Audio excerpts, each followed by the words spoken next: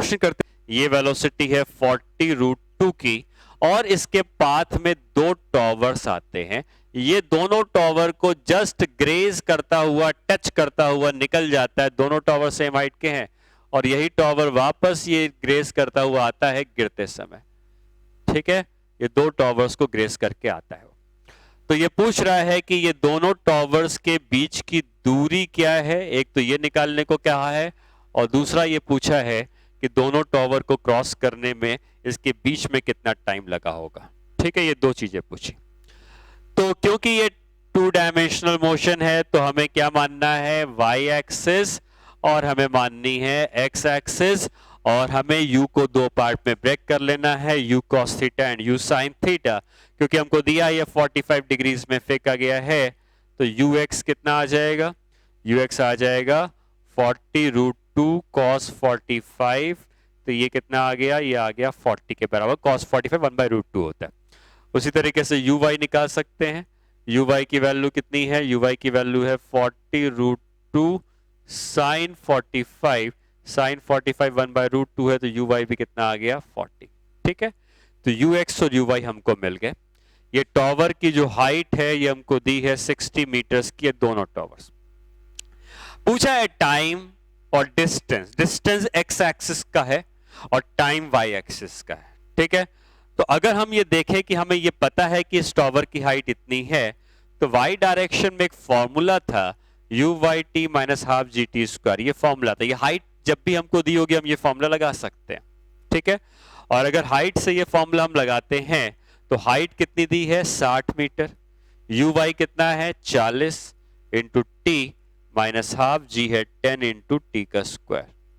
ठीक है, तो ये बन जाता है 5t square minus 8t plus 12 is equal to, sorry मैं 5 से हटा देता हूं, t square minus 8t plus 12 is equal to 0। ठीक है, अगर हम इसको फैक्टराइज करते हैं तो ये आ जाएगा t minus 2 into t minus 6 is equal to 0। मतलब टाइम आ जाएगा 2 सेकेंड और टाइम आ जाएगा 6 सेकेंड। क्योंकि ये दोनों टाइम पॉजिटिव हैं तो दोनों सही होंगे। ठीक है, तो आप ये कह सकते हो कि हमारे पास जो दो समय आए हैं 2 सेकेंड और 6 सेकेंड, ये दोनों सही हैं क्योंकि दोनों टाइम पॉजिटिव है। तो एक है t1 और दूसरा है t2। ठीक है, t1 और t2 दो समय क्यों आए, क्योंकि ये जो 60 मीटर हाइट को हम जब 60 मीटर लिख रहे हैं तो 60 मीटर की हाइट में ये एक बार नहीं दो बार पहुंचा है। 60 मीटर की हाइट में ये यहां पर भी है, 60 मीटर की हाइट में यहां पर भी है। तो एक बार जब यहां पहुंचा था तो टाइम अब तक हो चुका था कितना, 2 second.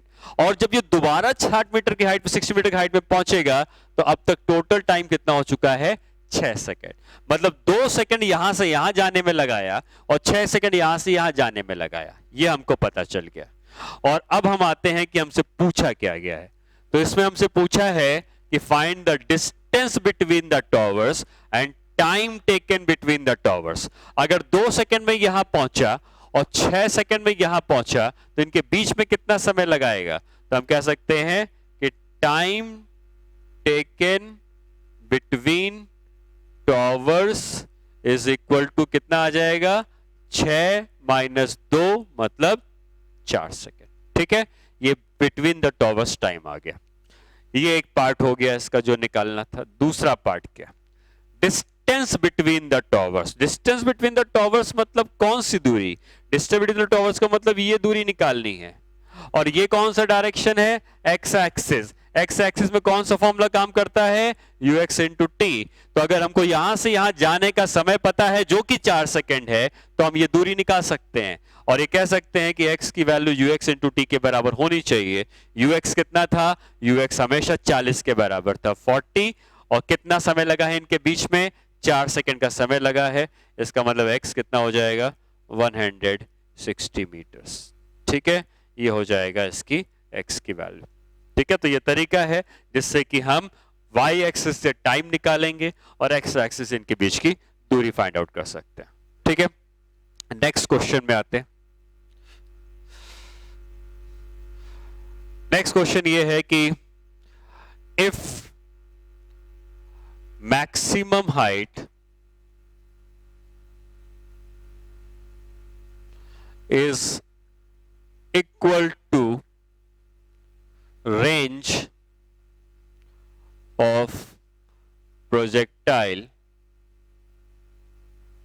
then find the angle of projection. ठीक है, मतलब आपसे कहता है कि मैक्सिमम हाइट और रेंज अगर बराबर है तो किस एंगल पर प्रोजेक्ट किया गया होगा। तो हम दोनों को बराबर कर देते हैं, एच मैक्स और किसको बराबर करना है, रेंज को। एच मैक्स का फॉर्मूला क्या होता है, एच मैक्स का फॉर्मूला होता है u square sine square theta by 2g। ये क्यों लगाया, क्योंकि हमको थीटा निकालना है, एंगल ऑफ पोजीशन निकालना है। U square sine square theta by 2g और रेंज का फॉर्मूला क्या है, u square sine 2 theta by g। U square cancel, g और जी कैंसिल, तो यहां बचेगा sine square theta by 2। Sine 2 theta को क्या लिखेंगे, 2 साइन थीटा कॉस थीटा, एक साइन थीटा कैंसिल हो जाएगा, ठीक है, बचेगा sine theta is equal to 4 cos theta. इसका मतलब theta is equal to tan inverse of 4। ये वो एंगल ऑफ प्रोजेक्शन है जिस एंगल पर प्रोजेक्ट करने पर आप ये कह सकते हैं कि जो उसकी मैक्सिमम हाइट होगी और जो रेंज होगी ये दोनों एक दूसरे के बराबर होंगे। ठीक है, रेंज के बारे में थोड़ा और हम लोग स्टडी करते हैं और ये पता करते हैं कि किसी भी प्रोजेक्टाइल की मैक्सिमम रेंज कितनी होगी और कब होगी। तो जैसे कि रेंज का फॉर्मूला है 2ux uy बाई जी, या रेंज का फॉर्मूला ये भी लिखते हैं u square sine 2 theta by g. ठीक है, तो हम एक ही प्रोजेक्टाइल को सेम स्पीड से फेंक रहे हैं लेकिन हम डिफरेंट एंगल्स पर फेंक सकते हैं।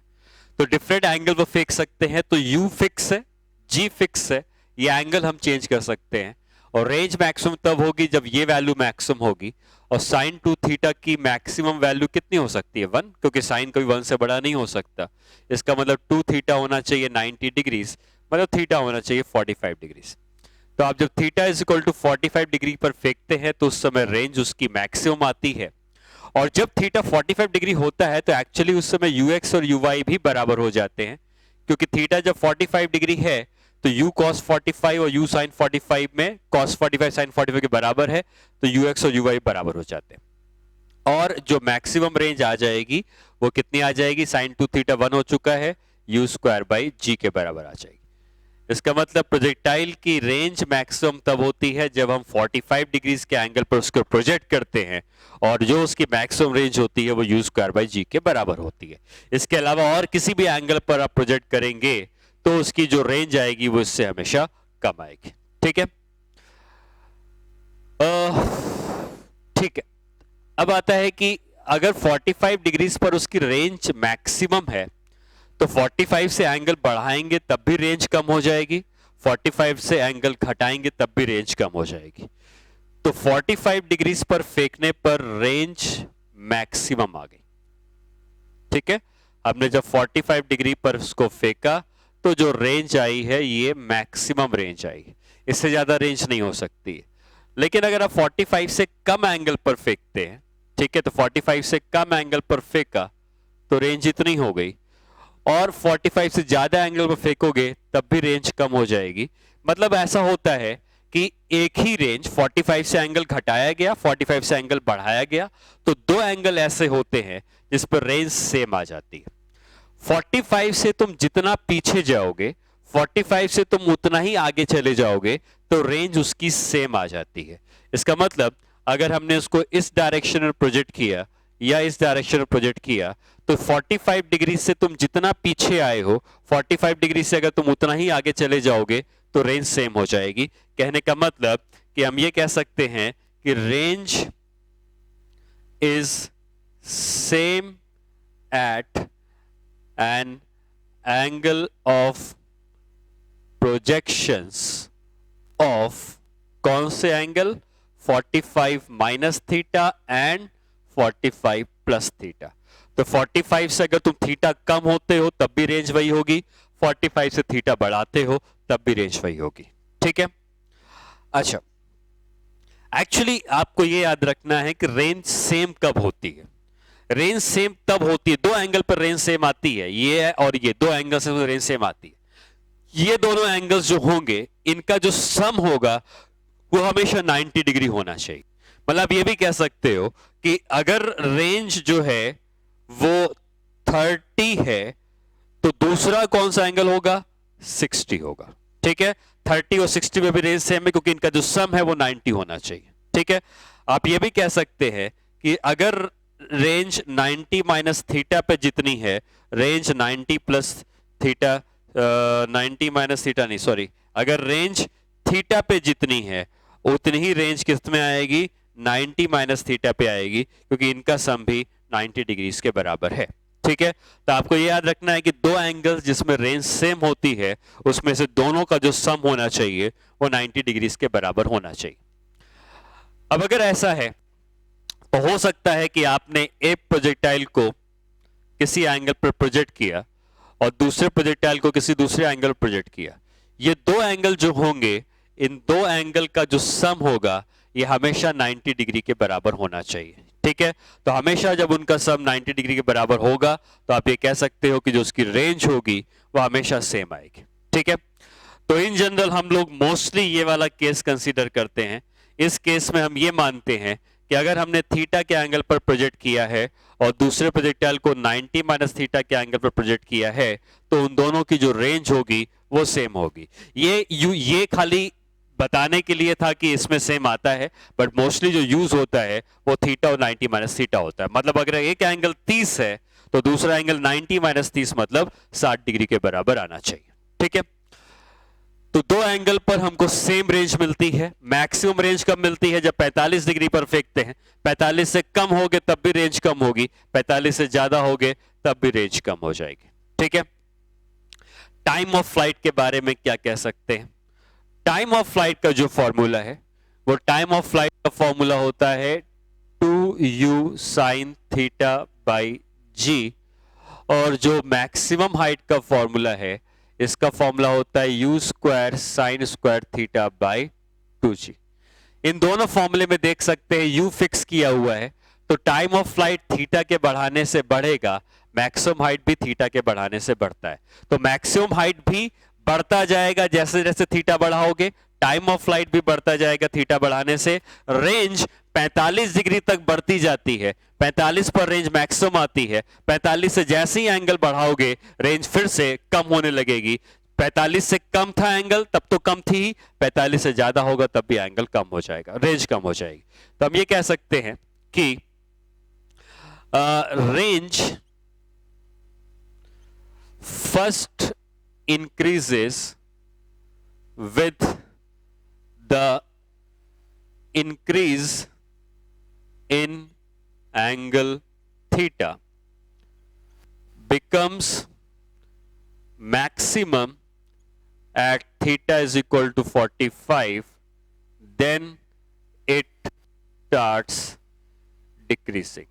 ठीक है, time of flight and maximum height always increases with increase in angle theta।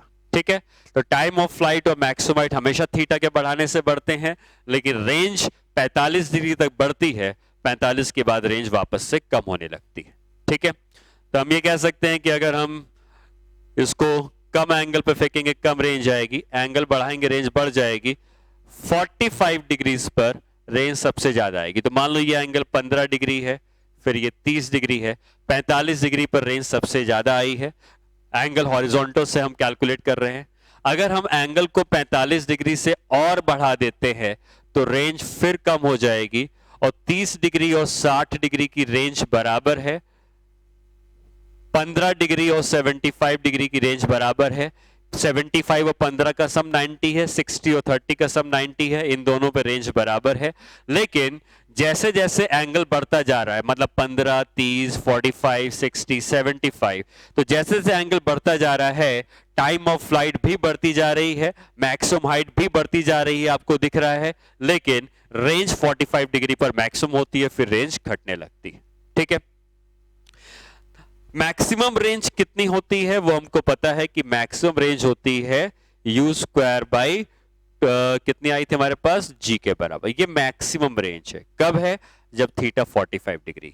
ठीक है, अच्छा अब हम चाहते हैं कि ये पार्टिकल ज्यादा से ज्यादा हाइट पे जाए। मैक्सिमम हाइट जो है वो बढ़ती जा रही है, लेकिन मैक्सिमम हाइट की भी तो कुछ मैक्सिमम वैल्यू होगी, तो हम ये कह सकते हैं कि मैक्सिमम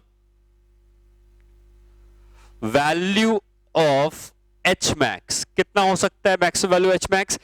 एच मैक्स जैसे मैंने बताया कि मैक्सिमम हाइट बढ़ती जा रही है, ये मैक्सिमम हाइट हुई, फिर ये हुई, फिर ये हुई, फिर तो मैक्सिमम हाइट मैक्सिमम कब होगी, जब आप सीधे वर्टिकल फेंक दोगे, और जब सीधे वर्टिकल फेंकोगे तो उस समय थीटा कितना हो जाएगा, 90 डिग्री। तो आप सीधे वर्टिकली ऊपर फेंक दोगे तो मैक्सिमम हाइट की वैल्यू मैक्सिमम हो जाएगी, और एच मैक्स की वैल्यू मैक्सिमम कितनी आ जाएगी, थीटा को 90 डिग्री रख देते हैं। फॉर्मूला क्या है मैक्सिमम हाइट निकालने का, u square sine square theta is equal to 90 degree by 2g।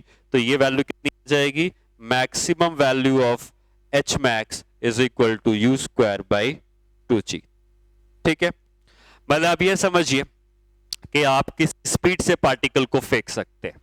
जब उसको हम ज्यादा से ज्यादा दूर तक फेंकना चाहेंगे तो ज्यादा से ज्यादा दूर तक हम इतना फेंक सकते हैं, लेकिन हम उसको चाहते हैं कि ज्यादा से ज्यादा हाइट तक चली जाए, तो आपको सीधे वर्टिकली ऊपर फेंकना पड़ेगा, जिससे कि ज्यादा से ज्यादा हाइट तक जाएगा। और ये जो एच मैक्स मैक्सिमम हो सकता है ये थीटा 90 पर होता है, और हम ये कह सकते हैं कि H max maximum H max जो हो सकता है ये कितना होगा, you square by 2g। Maximum जो रेंज हो सकती है, रेंज जिसको आर मैक्स कह रहे हैं हम लोग, वो कितनी हो जाएगी, यू स्क्वायर बाई जी। तो मैक्सिमम रेंज जो आती है ये डबल होती है कि आप मैक्सिमम हाइट तक कितना उसको फेंक सकते हो। तो आप जितनी भी हाइट तक उसको फेंक सकते हो वो हाइट मैक्सिमम इतनी है, तो आप उसकी दुगनी दूरी तक आप उसको दूर तक फेंक सकते हो। तो एक पार्टिकल को हमें दूर तक फेंकना है तो मैक्सिमम हम इतना दूर तक फेंक सकते हैं, और मैक्सिमम हाइट तक फेंकना है तो मैक्सिमम हाइट हम इतनी फेंक सकते हैं, और जितना दूर तुम फेंक सकते हो उसकी वैल्यू डबल होती है जितनी हाइट तक आप उसको ऊपर की तरफ फेंक सकते हैं। ठीक है, तो ये हो गया रेंज और टाइम ऑफ फ्लाइट और मैक्सिमम हाइट में रिलेशन कि कैसे कैसे ये थीटा के साथ चेंज होते हैं। इसके ऊपर अगर हम एक प्रॉब्लम करते हैं तो मान लो आपको ये डायग्राम बना के दिया गया है जिसमें कि पार्टिकल, एक ये डायग्राम है और एक ये, ठीक है, दो पार्टिकल्स, ये दोनों की जो मैक्सिमम हाइट है ये सेम, दोनों को हमने सेम मैक्सिमम हाइट पर फेंका, लेकिन दोनों की स्पीड ऑब्वियसली अलग अलग होगी। ये स्पीड u1 है, ये स्पीड u2 है, ये एंगल थीटा 1 का है, ये पूरा एंगल थीटा 2 का है। ठीक है, आप ये बात याद रखो कि अगर दो पार्टिकल की मैक्सिमम हाइट सेम होती है, मतलब हमसे क्वेश्चन ये पूछा है find the relation between time of flight and theta. तो बेसिकली आपको यह बताना है कि T1 और T2 में कौन ज्यादा है और थीटा 1 और थीटा 2 में कौन ज्यादा है। ठीक है, आपको यह बात हमेशा याद रखनी है कि अगर मैक्सिमम हाइट सेम है, मैक्सिमम हाइट और टाइम ऑफ फ्लाइट दोनों साथ में चलते हैं, ठीक है, मैक्सिमम हाइट और टाइम ऑफ फ्लाइट दोनों साथ में चलते हैं, मैक्सिमम हाइट बढ़ेगी तो टाइम ऑफ फ्लाइट बढ़ेगी, मैक्सिमम हाइट घटेगी तो टाइम ऑफ फ्लाइट घटेगी, और मैक्सिमम हाइट अगर बराबर है तो टाइम ऑफ फ्लाइट भी बराबर होगी, तो टाइम ऑफ फ्लाइट दोनों की बराबर होगी। ठीक है, आप इसको न्यूमेरिकली भी करके निकाल सकते हो। अगर मैक्सिमम हाइट बराबर है तो मैक्सिमम हाइट का फॉर्मूला क्या होता है, मैक्सिमम हाइट का फॉर्मूला होता है कि एच मैक्स 1 अगर एच मैक्स 2 के बराबर है तो मैक्सिमम हाइट का फॉर्मूला है u1 square sine square theta 1 by 2g is equal to u2 square sine square theta 2 by 2g। 2g cancel, u1 sine theta 1 is equal to u2 sine theta 2, ये हमको मिल गया। ठीक है, time of flight का क्या formula है? Time of flight का formula है 2u sin थीटा बाई जी। तो आप देख सकते हैं कि u sin theta u1 sin theta 1 अगर u2 sin थीटा 2 के बराबर है तो दोनों का u sin थीटा 1 बराबर है u2 sin थीटा 2 के, तो t1 और t2 बराबर हैं। इसको न्यूमेरिकली भी हम कर सकते हैं और इस बात को याद रख सकते हैं कि टाइम ऑफ फ्लाइट बराबर होगी तो सॉरी मैक्सिमम हाइट बराबर होगी तो टाइम ऑफ फ्लाइट भी बराबर है। बाकी आता है कि थीटा 1 थीटा 2 में सॉरी थीटा 1 थीटा 2 का रिलेशन तुमको पता है, सॉरी हमें से u पूछा गया है कि अगर हमने u1 u2 के बीच में रिलेशन है तो u1 u2 में कौन ज्यादा है। ठीक है, थीटा 1 थीटा 2 में तो दिख ही रहा है कि थीटा 2 थीटा 1 से ज्यादा है। तो अगर आप यहां पे देखें कि u1 u2 में कौन ज्यादा है तो डायग्राम में अगर देखा जाए तो क्या थीटा 2 की वैल्यू ज्यादा है और थीटा 1 की वैल्यू कम है। ठीक है, अगर थीटा 2 ज्यादा है थीटा 1 कम है लेकिन इन दोनों को बराबर होना है तो क्या u1 को बड़ा होना पड़ेगा और u2 को छोटा होना पड़ेगा, क्योंकि बड़ा और छोटा मल्टीप्लाई होके वही देंगे जो यहां से छोटा और बड़ा मल्टीप्लाई होके देंगे। तो हम ये कह सकते हैं कि u1 की वैल्यू u2 की वैल्यू से ज्यादा होनी चाहिए। वो आप लॉजिक से भी बता सकते हैं कि अगर वो ज्यादा दूर तक गया है तो जितना दूर तक भेजोगे ऑब्वियसली उसमें ज्यादा वेलोसिटी की जरूरत पड़ी होगी क्योंकि हाइट दोनों की सेम है। ठीक है, तो ये एक रिलेशन निकालने के ऊपर क्वेश्चन आ गया कि कौन सी वैल्यू बड़ी होगी कौन सी वैल्यू छोटी होगी। ठीक है, अगला पार्ट हम लोग जो पढ़ेंगे वो आता है equation of trajectory. Equation of trajectory का मतलब ये होता है, ट्रैजेक्टरी मतलब पाथ होता है, तो प्रोजेक्टाइल जिस पाथ में जा रहा है उस पाथ की इक्वेशन क्या होती है उसको इक्वेशन ऑफ ट्रैजेक्टरी कहते हैं। तो ये पार्टिकल में अगर हम इसको वाई एक्सिस मानते हैं इसको एक्स एक्सिस मानते हैं, यहां से किसी वेलोसिटी से हमने इसको प्रोजेक्ट किया है यू की वेलोसिटी से, तो ये जब जाके गिरता है तो ये किसी एक पाथ में ट्रेवल करता है। तो जैसे एक सर्कल की इक्वेशन होती है, स्ट्रेट लाइन की इक्वेशन होती है, वैसे ही इस ट्रैजेक्टरी की भी कुछ ना कुछ इक्वेशन होगी वाई और एक्स के टर्म में, हम वो पता लगाना चाहते हैं। तो ठीक है, मैं बताता हूं वो इक्वेशन ऑफ ट्रैजेक्टरी कैसे आती है, बाद में हमें सिर्फ इसको डायरेक्टली यूज करना पड़ेगा किसी भी प्रॉब्लम में। मान लो कि किसी भी समय अपने पाथ में जब ये यहां पहुंचा है तो इस समय इसका एक्स कोऑर्डिनेट इतना है और वाई कोऑर्डिनेट इतना है। अब एक्स और वाई कोऑर्डिनेट का मतलब क्या होता है हम पहले ही समझ चुके हैं। वाई कोऑर्डिनेट का मतलब होता है इसकी हाइट और एक्स कोऑर्डिनेट का मतलब होता है इसकी दूरी। ठीक है, ये हमको पता है। एक्स एक्सिस में एक ही इक्वेशन है, कौन सी है? x is equal to u x into t, और यू एक्स कितना लिख सकते हैं हम यहां से?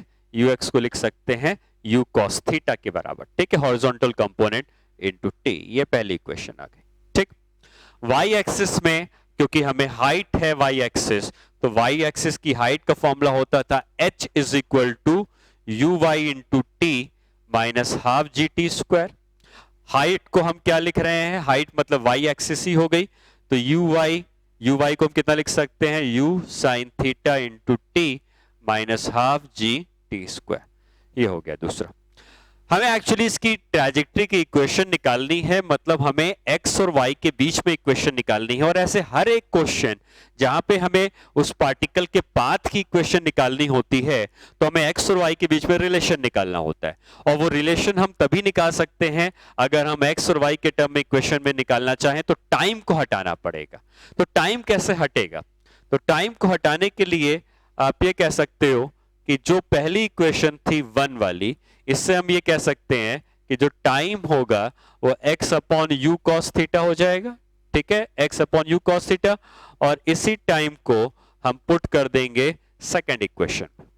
तो जब सेकंड इक्वेशन में हम इसको पुट करते हैं तो y की जो वैल्यू थी वो हो जाएगी u साइन थीटा, और टाइम की वैल्यू है x upon you cos theta minus half g, time की वैल्यू है x square by you square cos square theta.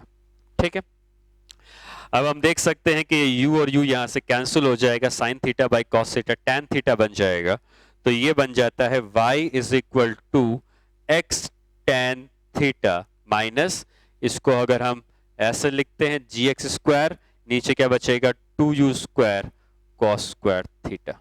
ठीक है, मतलब ये हुआ कि हमें इसको सॉल्व करने के बाद जो इक्वेशन ऑफ ट्रैजेक्टरी निकल के आई है, ये एक इंपॉर्टेंट इक्वेशन है, इसलिए मैं यहां पर लिख देता हूं, जिसको याद रखना है y is equal to x tan theta minus g x square by 2u square cos square theta.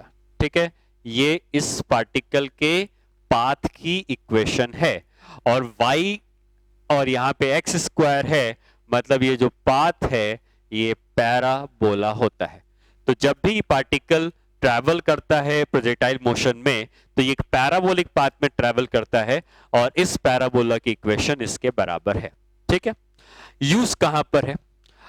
हर एक जगह जहां पर हमें x और y के बीच में रिलेशन की जरूरत पड़ेगी, x दिया होगा y निकालना होगा या y दिया होगा x निकालना होगा, हम इस इक्वेशन ऑफ ट्रैजेक्टरी का यूज कर सकते हैं।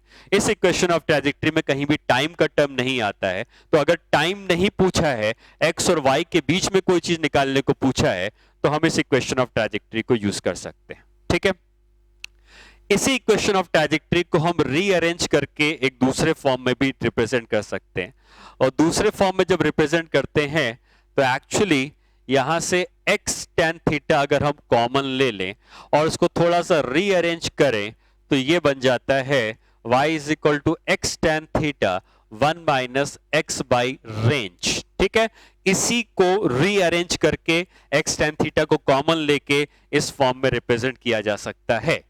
मोस्टली हम यही फॉर्म यूज करते हैं, लेकिन अगर ये वाला फॉर्म भी पूछता है तो इसको भी हम लोग यूज कर सकते हैं। ठीक है, तो ये दोनों ही इक्वेशन ऑफ ट्रैजेक्टरी के फॉर्म है जो कि हम यूज करेंगे जब y और x के बीच में रिलेशन निकालना होगा।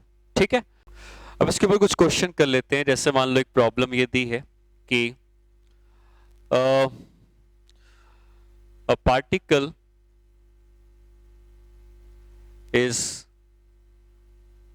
projected with, मान लो दिया है 40√2 मीटर पर second at an angle of 45 degree.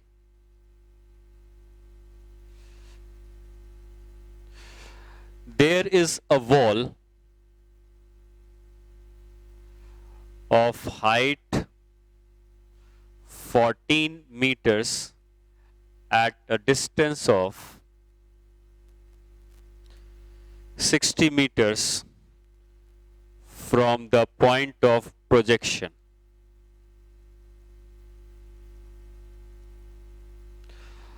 Find if particle will cross the wall.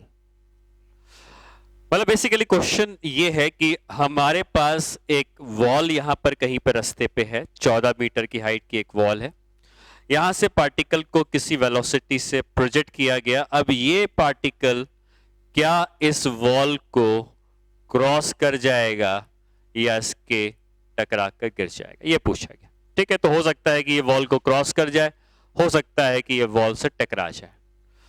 तो ऐसे क्वेश्चंस यहां पर हमें ये पता है कि ये वॉल कितनी दूरी पर है, तो ये दूरी हमको दी है, कितनी है, 60 मीटर की दूरी है, और हमको ये पता है कि इस की वॉल की हाइट है 14 मीटर। तो बेसिकली हम यहां पर इक्वेशन ऑफ ट्रैजेक्टरी का यूज क्यों करेंगे, क्योंकि एक्स और वाई के रिलेशन के ऊपर क्वेश्चन। हमें यह पता करना है कि जब इस पार्टिकल को प्रोजेक्ट किया गया, तो ये पार्टिकल जब इस रास्ते पे जा रहा था, तो अब इस रास्ते पे जाते समय किसी ना किसी समय इस जगह का, क्योंकि ये पार्टिकल इस रास्ते पे गया, तो जब ये पार्टिकल यहां पर पहुंचा होगा 60 मीटर की हाइट पर, तो इसका एक्स कोऑर्डिनेट तो 60 मीटर होगा, लेकिन वाई कोऑर्डिनेट कितना है हमको नहीं पता। ठीक है, अगर ये इस जगह का वाई कोऑर्डिनेट जो है वो 14 मीटर से ज्यादा है तो ऊपर से निकल जाएगा, 14 मीटर है तो ऊपर से टकरा जाएगा, 14 मीटर से कम है तो नीचे जाकर दीवार से टकरा जाएगा। मतलब हमें यह चेक करना है कि वाई कोऑर्डिनेट कितना है। यू हमको दिया है 40√2 के बराबर, और यह एंगल हमको दिया है 45 डिग्री के बराबर। ठीक है, तो अगर हम इक्वेशन ऑफ ट्रैजेक्टरी का यूज करते हैं तो हम लिख सकते हैं y is equal to x कितना है 60, x tan 45 क्योंकि थीटा 45 है, माइनस g x का स्क्वायर, x कितना है 60 का square upon 2 times of u कितना है 40√2 का स्क्वायर cos स्क्वायर 45 डिग्री। ठीक है, tan 45 डिग्री 1 होता है तो ये 60 आ जाएगा, minus 10 into 60 upon 2 into 40 into 40 into 2, cos square 45 1/2, ये 2 कैंसिल हो जाएगा, ये जीरो इससे कैंसिल हो जाएगा। ठीक है, अब कितना बच रहा है ऊपर, ये 2 है तो ये 5 से चला जाएगा, तो 5 इंटू 6 30 इंटू 6 180, 180 डिवाइड बाई 4 कितना आ जाएगा, 180 डिवाइड बाई 4 45, और 45 को फिर से हम 4 से डिवाइड कर देंगे, तो 45 को 4 से डिवाइड कर देंगे तो कितना आ जाएगा, y is equal to 60 minus कितना बचेगा, ये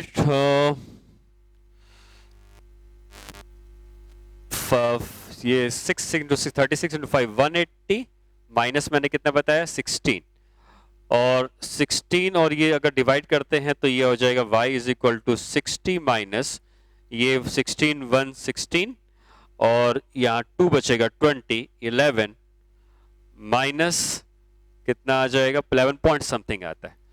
ठीक है,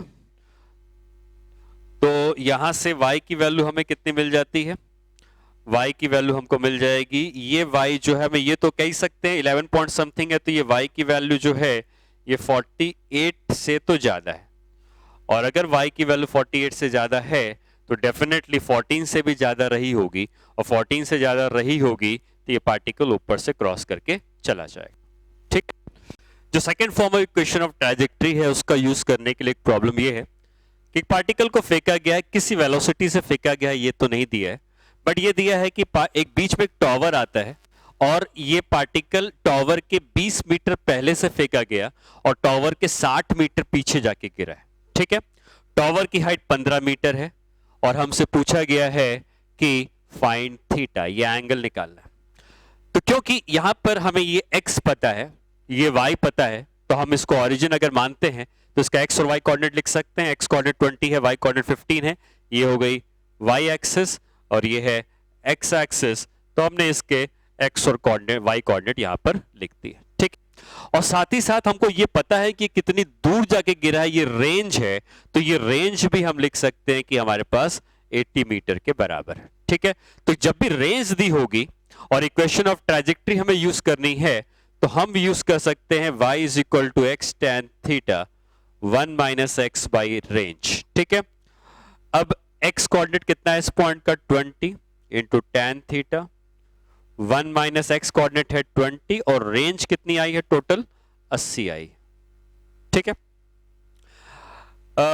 अच्छा सॉरी y कोऑर्डिनेट कितना दिया है, y ऑब्वियसली इसकी है, ये y कोऑर्डिनेट है जो कि 15 के बराबर है, तो अगर हम इसको सॉल्व करें तो ये मिल जाएगा 15 is equal to 20 tan theta, ये मिल जाएगा 3/4, तो यहां से tan थीटा की वैल्यू 1 हो जाएगी और थीटा की वैल्यू 45 डिग्री हो जाएगी। ठीक है, तो ये हम इस तरीके से निकाल सकते हैं, अगर हमको रेंज पता होगी और कहीं हमको x और y का रिलेशन पता है तो हम इस second form of equation of trajectory को यूज कर सकते हैं। ठीक है, और जो क्वेश्चंस आते हैं उसमें भी समझते हैं कि कभी कभार ऐसा भी क्वेश्चन आते हैं जिसमें हमको इक्वेशन ऑफ ट्रैजेक्टरी दे देगा, जैसे equation of trajectory, equation of trajectory is given by y is equal to x minus 5x square.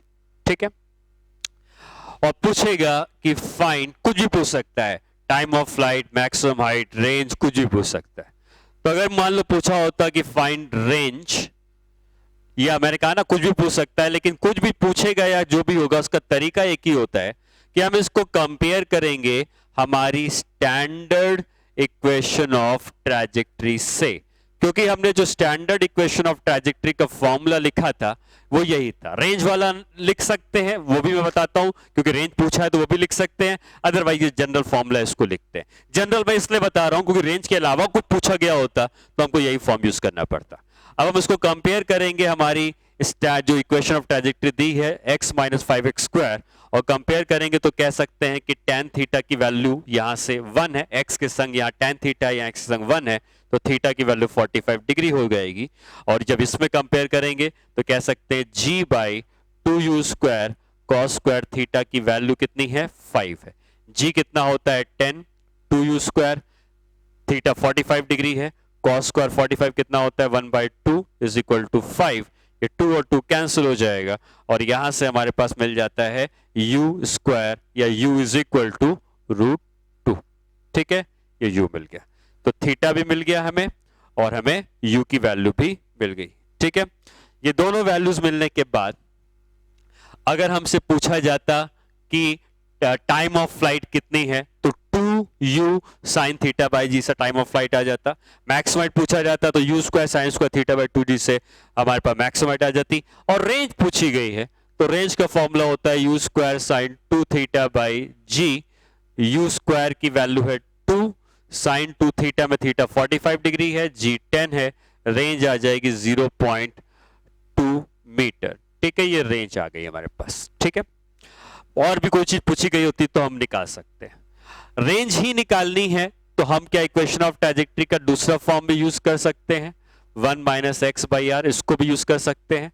और ये जो इक्वेशन हमको दी है y is equal to x minus 5x square, इसमें से हम x को कॉमन ले लेंगे तो ये बचेगा 1 माइनस 5x। अब हम इसको और इसको कंपेयर करेंगे, बाहर x है बाहर x है, tan थीटा है तो यहाँ 1 है, ये 1 है तो ये 1 है, ये x बाई आर है, ये 5x है, तो हम क्या ये कह सकते हैं कि यहां से 1 बाई आर जो होगा वो 5 के बराबर होगा, मतलब रेंज कितनी आ जाएगी 0.2 मीटर के बराबर। ठीक है, तो ऐसे क्वेश्चंस आपको कई जगहों पर मिलेंगे जहां पर आपको इक्वेशन ऑफ ट्रैजेक्टरी दे देगा और फिर theta, you, range, time of flight, maximum पूछ सकता है, तो उसके करने का तरीका यही होगा।